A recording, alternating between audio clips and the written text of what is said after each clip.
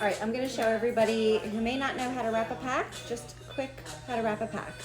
So you wanna put everything in the middle of the triangle. You're going to fold it up,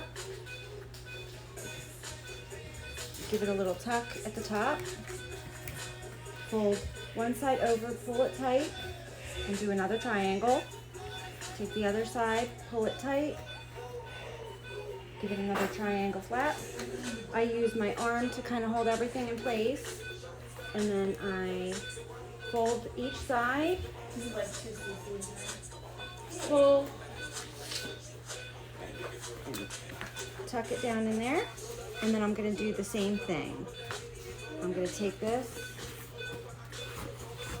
give it a little tuck, pull tight, make your triangle or envelope, pull the other side, make a triangle or envelope, hold my arm, fold,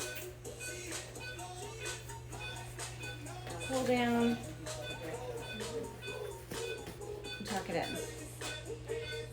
Then you use your tape to go across.